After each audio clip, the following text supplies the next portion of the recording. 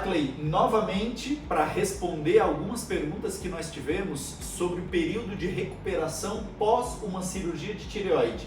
E Ackley, ninguém melhor do que você, que já passou por isso, e isso ele deixa muito claro em todos os nossos podcasts, todos os nossos episódios. Fui operado pelos melhores cirurgiões do Brasil. Viu? Né, Daniel? Exatamente.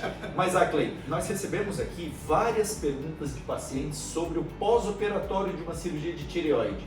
Se dói, alguns pacientes dizendo que tem medo de ficar rouco, alguns falando que tiveram dormências, que tiveram cãibras, que tiveram dificuldade para engolir. E por isso que a gente te chamou aqui. O que esperar depois de uma cirurgia de tireoide? Como é que é isso? Isso eu falo em toda consulta de paciente que vai agendar a cirurgia, né? Eu meio que dou um passo a passo, e vai ser assim, assim, assim. E quando eles voltam, eles normalmente dizem, foi exatamente como tu falou. Porque é meio que padrão, assim. E depois que eu passei pela experiência, ficou mais claro, assim, consigo detalhar, né? A gente já sabe disso pelos relatos dos nossos pacientes, mas viver isso é outra coisa. Exatamente, você consegue meio que perceber o tempo das coisas, a intensidade das coisas, né? Então, por exemplo, assim, primeira coisa, é uma cirurgia rápida. Então é uma cirurgia de 1 hora, vamos botar aí 2 horas na pior das hipóteses, talvez, né, Daniel? Como que acorda da anestesia? Eu, por exemplo, só fui lembrar de alguma coisa quando eu estava na sala de recuperação. Eu não lembro de nada desde que eu acordei. E vocês falam, né? Quem me operou foi o Daniel, e o Gustavo e o Rafael. Então foi o pessoal da equipe aqui. Eu conversei com vocês e tudo, e eu não lembro absolutamente de nada. Eu só lembro de quando eu estava na sala de recuperação pós-anestésica. Então, primeira coisa, você sai acordado da sala de cirurgia, você não sai dormindo, né? Mas você não lembra. Então, realmente não lembra. Tem um ou outro paciente que lembra, mas no geral não se lembra. Eu lembro que na sala de recuperação eu senti um pouco de dor na região do pescoço, do corte, que era algo que incomodava, então fica aquela coisa na memória da dor. Mas foi feita uma medicação, uma analgesia e isso melhorou, né? Eu fui pro quarto e eu já saí da cama em pouco tempo. Acordei bem da anestesia, né? Tava me sentindo acordado e já tava indo no banheiro sozinho. Assim, não precisava de auxílio, como é em cirurgia abdominal, torácica, né? Mas acamado. É bom ter um acompanhante que vá junto pro banheiro, porque não pode ficar tonto. Tinha minha esposa junto ali todo o tempo, né? Tá certo que ela não conseguiria segurar. Não ia dar certo. Já tivemos essa experiência numa outra cirurgia e não consegue mesmo. Mas assim, a dor, eu vou te falar que a coisa que mais incomoda da cirurgia de tireoide é a dor para engolir. Você sente uma dor como se fosse uma infecção de garganta. Toda vez que você engole a saliva, toda vez que você vai comer, não é algo que te impede de comer, tu consegue comer, mas dói quando você engole. Aí você toma um analgésico, você toma um anti-inflamatório, aquela dor diminui, mas não desaparece. E ela vai ficar de 5 a 7 dias. E vai sumir, tipo, no 7º dia acordou, não existe mais dor. E os pacientes, eles falam que eles têm medo dessa dor, acham que pode estragar alguma coisa da cirurgia e não pode. Isso é normal, isso é natural, é esperado. E outra coisa que tu não lembra que tu falou pra mim no retorno, falou assim, mexe esse pescoço. É inconsciente. A gente sempre fala pro paciente, pode mexer o pescoço, pode movimentar, não vai abrir os pontos. Mas eu tive dor realmente cervical posterior alguns dias, porque você tende a ficar com o pescoço muito travado, tenso, né? Muito tenso, e isso é inconsciente. Sabendo que dá para mexer o pescoço, não mexia, né? Então é uma outra coisa, pode mexer o pescoço, mas é normal sentir um pouco de dor no pescoço por ficar essa coisa travada. Para dormir não incomoda, você consegue virar de lado, consegue dormir tranquilo, não é uma coisa que incomoda. O corte dói muito pouco. Quando o paciente faz transoral, ele fica com a boca um pouco dormente, ele queixa da dormência, mas não de dor, né? E que é temporário. Exatamente. Bom, eu tive a sorte de ter, e eu falo sorte porque eu pude experimentar isso, né? De ter de maneira temporária as principais complicações da cirurgia de tireoide, né? Então foi uma cirurgia bem difícil e eu acabei ficando com uma paralisia de prega vocal temporária. O que você sente quando você tem? Além da rouquidão, no meu caso interferiu pouco a voz porque era uma paralisia mediana, mas você sente um cansaço para falar. Então parece que falar se torna algo mais trabalhoso, né?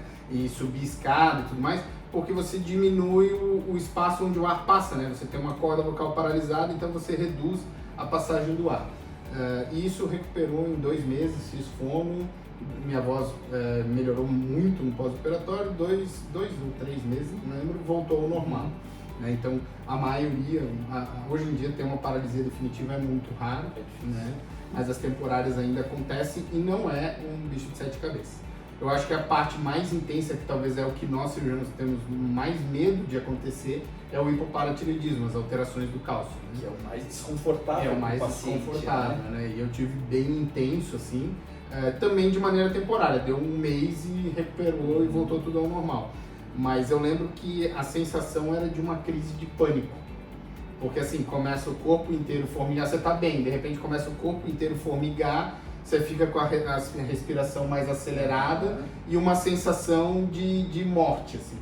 Aí você toma o cálcio, aquilo ali começa a melhorar, né? Então, assim, às vezes o que assusta no pós-operatório, no formigamento, nas crises de hipoparatiroidismo, é essa sensação de uma crise de ansiedade, de morte, de mal-estar, né?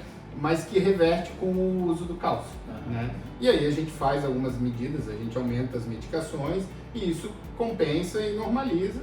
E a tendência ali, a gente tem em torno de 1% disso que vai ficar definitivo, então 99% das vezes a tendência disso é melhorar no pós-operatório, né? E em relação ao retorno do trabalho, Daniel, com 10 dias eu estava operando de novo. Então assim, 10 a 15 dias. A única coisa que eu tomei algum cuidado, eu gosto de treinar mais pesado, com mais força, com mais exercício, eu esperei 30 dias para voltar para academia, né? Porque normalmente 21 a 30 a gente libera o paciente para exercício. 3 semanas já dá para liberar mais exercício. Mas como eu gosto de treinar mais intenso, eu resolvi esperar 30 dias para não ter nenhum problema, nenhuma complicação. E dirigir, ficar segundo tempo sem dirigir? 5 dias, se não me engano. 5 a 7 dias é que eu oriento também. E eu vou te dizer assim, eu não vejo tanto problema em você dirigir. Tipo, se você tiver uma urgência, uma emergência, precisar dirigir, você consegue. Claro. Mas como você está com dor no pescoço meio travado, é um risco que tu não precisa correr, né? É desnecessário. Né? Tu pega um Uber ou alguém para dirigir para ti nos primeiros dias ali, é tranquilo, né? E o uso do hormônio tireoidiano, como é que é? Engraçado nos primeiros dias, porque assim, você tem uma montanha-russa emocional incontrolável, assim. Eu brinco que, eu lembro, eu tava no pós-operatório, acho que com 7 dias, 8 dias, e eu tava no sofá assistindo o filme da Moana com as minhas filhas, e aí chegou numa parte do filme eu comecei a chorar, mas era um choro que eu não conseguia controlar. Eu pensei, tá, mas por que eu tô chorando? E o cara chorava porque você entra numa labilidade emocional nesse ajuste hormonal, né? Mas depois que você normaliza isso, que você acerta a sua dose, vida é completamente normal. Me acostumei, boto meu purã ali do lado da cama, tenho o comprimidinho ali, um copo d'água, acordei, abri o olho, primeira coisa que eu faço, tomo o remédio, e aí eu vou ao banheiro, não sei o quê, quando você vai tomar o seu café já deu meia hora. Então é bem tranquilo, assim, adaptar na rotina e tu não esquece, porque assim, tu adapta na rotina, né? Claro. Faz parte da rotina, né? já tocou o despertador, exatamente, igual escovou os dentes. Você entrou na sua rotina, você não esquece mais. É mais fácil você esquecer de levar o remédio numa viagem do que esquecer de tomar ele de manhã, né? E já falar, Clay, se vai numa viagem e esquece de levar, uma viagem de 4 dias, 5 dias... Não tem problema. Ou você não consegue comprar lá. No Brasil você consegue comprar em qualquer farmácia, sem receita médica. Então no Brasil não tem problema, né? Mas fora do Brasil talvez não consiga comprar. A gente deixa, hoje já não é tão comum, mas os pacientes do SUS ainda fazem, 30 dias sem hormônio para fazer iodoterapia. Então assim, 3, 4 dias... vai desregular um pouquinho teu hormônio ali, mas não vai ser um problemão, né?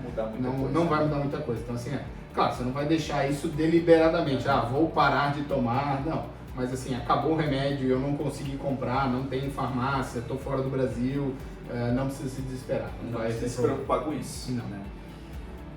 Só lembrando que tudo isso que aconteceu com Ackley não é o comum. É a raridade da raridade da raridade. Então, ficar rouco é muito difícil, ter essas dormências, essas câimbras, sintomas de hipoparatiroidismo é muito difícil. Essa labilidade emocional, a gente também não vê os pacientes. É que eu sou azarado, né, Daniel? Tu sabe que toda cirurgia que eu faço dá uma complicada. Da coisa, né? Então, o problema sou eu, não é?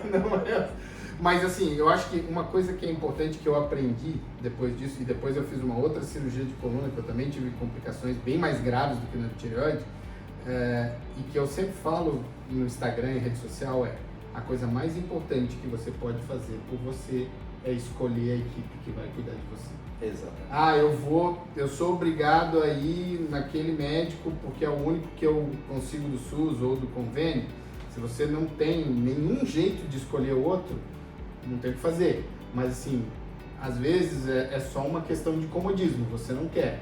E escolher bem o cirurgião é o que vai te garantir melhores resultados na cirurgia, né? Então, por exemplo, eu escolhi a equipe, eu tive colegas que falam assim, não, vem operar em São Paulo. Eu falei, cara, eu não vou, eu conheço os cirurgiões aqui, eu sei como eles operam e eu confio 100% neles.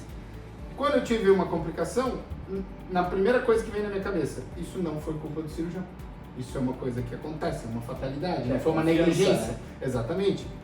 A mesma coisa quando eu fiz cirurgia de coluna. Eu escolhi o cirurgião e eu fui lá operar. E começou a dar errado, não botei a culpa nele, porque eu sabia, eu estava confiante nele. Então, em termos de tratamento, de cirurgia, de tratar a saúde, a escolha mais importante é igual casamento, né? Você vai escolher, você escolhe a mulher, daí na hora de botar a tua vida, de anestesiar, de alguém te operar, tu pega qualquer cirurgião que aparece ali. Então isso é um erro absurdo. A escolha mais importante é o cirurgião que vai cuidar de você. É isso aí. Confiar nele, e aí assim, deu alguma coisa rara, errada. Mas assim, não foi, eu sei, eu escolhi bem, eu confio na qualificação técnica, eu confio no cirurgião, e isso foi uma fatalidade, né? Não foi um erro, né? Clay, obrigado por dar o teu depoimento aqui pra gente. Eu acho que de forma tão aberta a gente nunca tinha conversado sobre isso. Foi muito legal ter essa experiência de um cirurgião que já operou a tireoide para falar do pós-operatório. E esse é o Unicap Talks. Você que não está inscrito, se inscreva aqui embaixo no canal. Obrigado novamente. Obrigado e até o vocês. próximo episódio. Até a próxima. Tchau, tchau.